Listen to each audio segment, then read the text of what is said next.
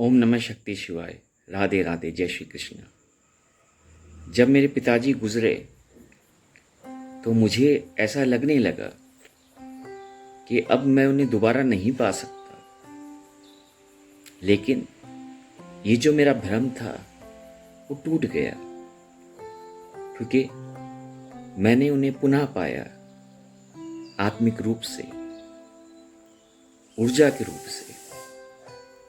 तो जब ये सच हुआ मेरे साथ, तो मेरे अंदर एक चेतना जागृत हुई। और वो एक चेतना ये थी कि जब मैं अपने पिता को पा सकता हूँ, पुनः उन्हें पा सकता हूँ आत्मिक रूप से, चेतना के रूप से, तो फिर मैं ईश्वर को क्यों नहीं पा सकता। और फिर यही प्रयास मैंने आत्मिक रूप से करना आरंभ किया, क्योंकि ये शारीरिक प्रयास नहीं हो सकता था। ये सिर्फ आत्मिक रूप से ही पॉसिबल हो सकता था। और जब इस प्रयास में, इस यात्रा में मैं आगे बढ़ा, तो मुझे एक चीज समझ में आई। वो ये थी कि जिस जगत में हम जी रहे हैं वो एक मिथ्या है, वो एक काल्पनिक है, वो एक छलावा है, वो एक माया है, वो एक झूठ है।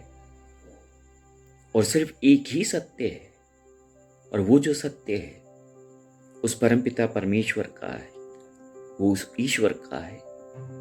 और इसलिए ये कहा गया है, ब्रह्म सत्य जगत मिथ्या।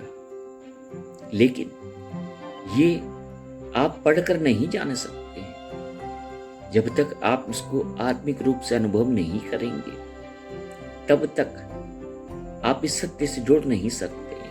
तब तक ये आपका परम सत्य नहीं बन सकता है। और ये दुनिया इससे जुड़ नहीं पाई, इसलिए उसने जगत को ही सत्य मान लिया, जगत को ही सत्य मान लिया। लेकिन सत्य कुछ और है। सत्य जगत नहीं है, सत्य हम नहीं है। सत्य सिर्फ वही है। और जिस दिन इस सत्य से हम सब जुड़ जाएंगे, जीना आसान हो जाएगा, हमारी यात्रा आसान हो जाएगी। कहीं ना कहीं हमें ये महसूस होगा कि हम जिसका सृजन है, मतलब जिसने हमें बनाया है, हम जिसकी उत्पत्ति हैं, उससे अधिक हमें प्रेम कोई और नहीं कर सकता है।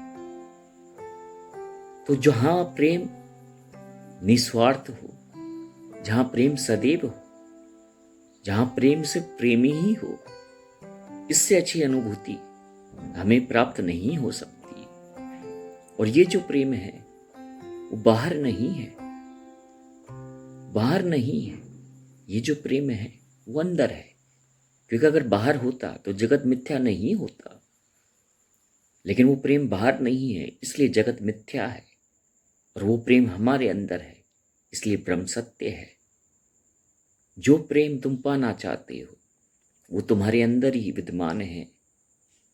उसे ढूंढो, उसकी खोज करो। और जिस दिन उस प्रेम से जुड़ जाओगे तो तुम सदैव के लिए फिर प्रेम ही बन जाओगे। ओम नमः शक्ति शिवाय। राधे राधे, जय श्री कृष्ण।